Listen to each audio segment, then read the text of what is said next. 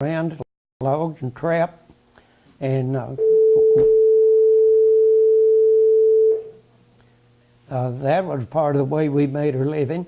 But the fortunate part was Dad married Clara Roberts after Mom died, and her brother was S.A. Roberts, and he run a grocery store, and during lean times he bought grocers on a credit from S.A. So we made it through the spring, winter, you know, from about February.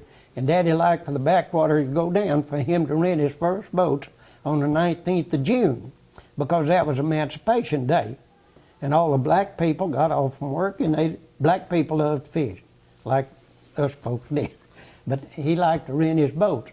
Well, we seined our own minnows, and it'd take, starting off, it'd take 3 of us to do it. 2 of us would hold a 4 by 20 minnow seine and go down the bank, and if they found a log coming out from the bank, that was great. Set the seine here, and then the driver would come down the bank and turn here, and just as he got about 3 or 4 feet to the seine, make a big splash, pick it up. Well, the most shiners they ever caught, it was Daddy and I think John Fletcher and maybe Clarence Draper.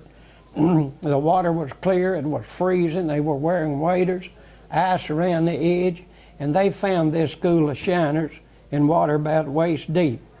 And they were so cold they could hardly swim.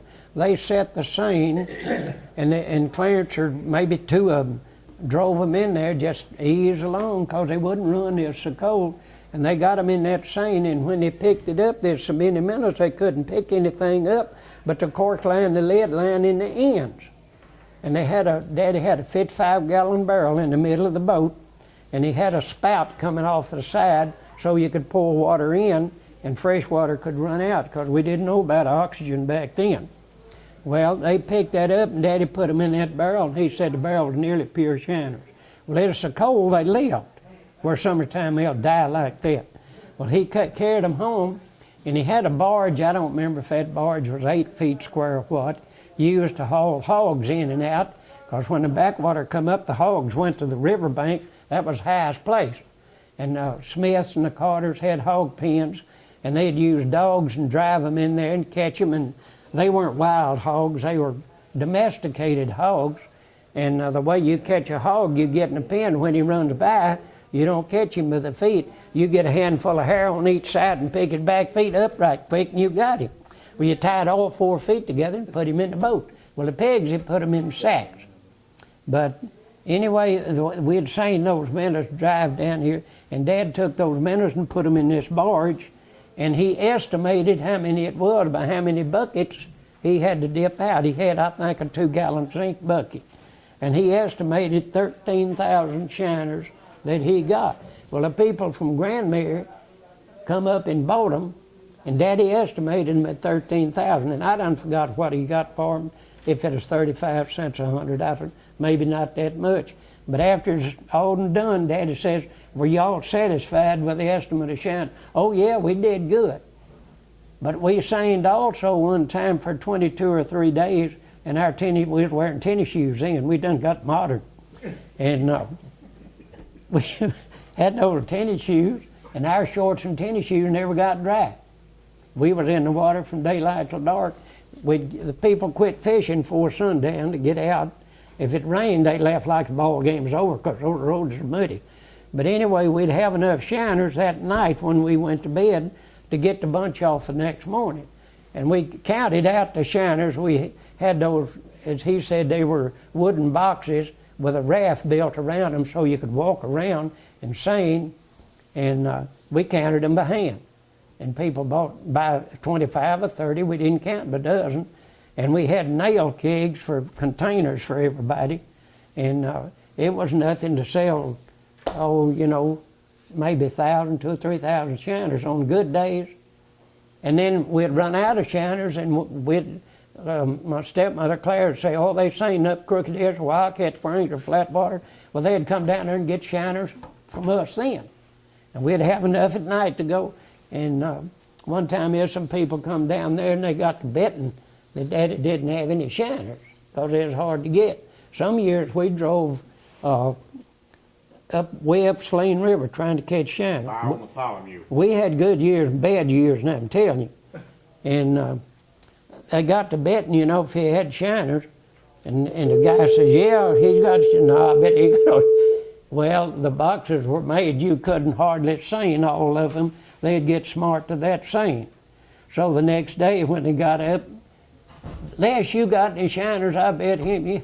Daddy says, I don't know. Well, they got out there, and I think they singed up a half a dozen. Well, he had shiners. But we'd haul our hogs out, and when the backwater come up, you know, we'd take the hogs out and carry them out to the farm or something. But another way we lived is on bad years when there wasn't any fish, and we believed it was because if we got a good backwater and they spawned, and it come up again, the fish left. I don't know why. But Daddy gigged buffalo, and Leland's got the only gig I know that's left. We used to gig in the daytime. Now I got one we used to gig at night. And the boys from over at Huddy come over there and showed Daddy how to kill buffalo by the bubbles coming up. He may have told you this. Daddy killed one weighed about 20 pounds. Of course, the bigger they are, the easier they are to hit. But I think the water might have been 9 feet deep. He gets that buffalo. But one year the fishing was so bad, if Daddy hadn't gigged buffalo, I don't know what we'd have done. Well, we'd have had lived on the credit all year. But that is some of the ways we made a living, and all years weren't good, I tell you. Some of them were fabulous, some of them were bad. We carried a gun of some type everywhere we went back in those days. The woods, when I remember, was a little thicker than they are now because they haven't been cut in several years, but they had been cut within the last, I don't know, 20, 30 years when I first started going down and all. Had some sloughs that still had water in it. And I remember one year James Russell went down there and he got in a place called Dry Slough. I don't know whether you remember. Dry Break. Dry Break. Dry Break. And he killed 8 or 9 squirrels. He shot a box of shells. He was shooting a 20 gauge Model 12. And I went down on Friday afternoon and he told me about it. And I laughed at him and told him if he wasn't shooting a pop gun, he wouldn't have shot so many shells. And I never did tell you this, James Russell. But the next morning I was in Dry Break and I was in water about halfway between the knee and thigh, squirrel hunting, and I killed 8, and I shot darn near a box of shells shooting a 12 gauge. The timber was, the thicket where we was at was so thick that you'd have to shoot the squirrel a pretty good ways off. And I laughed at him, but I never did tell him about it. But we hunted deer at night. We would drive out from the camp in the fall, and when we'd get out almost to the highway, we would mark the road. Just drag a stick or something across it. And when we get ready to go back, when we pull up to that mark, you could tell if somebody had been in. If nobody had been in there, me and whoever was with us would crawl in the back of the truck, would take a 12-volt spotlight and shoot deer on the way back in. Now, I don't remember how many we killed, but we killed several. That's about the first deer I ever killed, I killed that way. And we did that for a long time. And then we got to where, after he bought the tractor, we got to where we'd ride the tractor around and shoot deer. And Johnny back was in with some of that. And like I told you, we gig buffalo. Now, we gig them at night. I never did gig them at daytime. And back in those days, if we killed 4 or 5 head of buffalo in a night's time that weighed, average 4 or 5 pounds, we had a good night. They wasn't there like you are now. Well, go ahead. But we only went out at night, but we'd got to where we started off. Maybe Johnny Mac would be in the front of the boat with a gig in his hand, and he would start off, or we started off with 3 strikes. You missed 3 fish, you got down, and you either went to the back of the boat or whatever. It wasn't long, it got to where we had to change that, because we didn't miss. I mean, it was a rare thing, we missed, but we knew the water depth, and if he was in less than 5 foot of water, and we didn't throw the gig, we just held it and stuck him. And if he was in less than 5 foot of water, he was ours just about unless he was running. And so we had to change where you just got 3 shots, whether you missed or not, you just got 3 shots. Otherwise, one person stayed in the back of the boat all the time. But we wasn't long after we started, we learned to paddle a boat doing that from the back of the boat, and you don't swap sides. You paddle from one side. Half the people in this country now, if they paddle in a boat, they got to paddle on one side. To get it straight, they got to turn the other way. Well, that's not necessary. They just need to learn how to paddle. You gonna say Leland something about Glenn buffalo? talks about when we was coming up, Eloy and I and Vreeland, in order to survive, we survived. We didn't have no paper mill check. We didn't have no sawmill check. We survived out of the swamp. When stock law came along, we had hogs in the bottom, and we killed hogs in the winter. We killed game, and there wasn't any deer in that swamp until about 1954, 55. The stock law came in, and we went from pork to deer meat. And we eat a lot of fish, a lot of squirrels. Dad trapped in the winter, sold his fur. He would sell twice. He would sell this for Christmas money, and then at the end of the season, he'd sell again. And I've seen coons and mink hanging in the living room, stretched out, and you had to duck when you walked through the living room. And back in those days, we lived out of the swamp. Had we not had this, you can't do that now. You'd go to jail. And we had what they call a telephone. It's an electric device. And you can get the catfish, woo. But don't let anybody pull one end of that wire out. If you do, whoever's cranking is going to get shocked. Well, that was a big joke on some of us telephoning. We'd be telephoning and wouldn't be anything come up.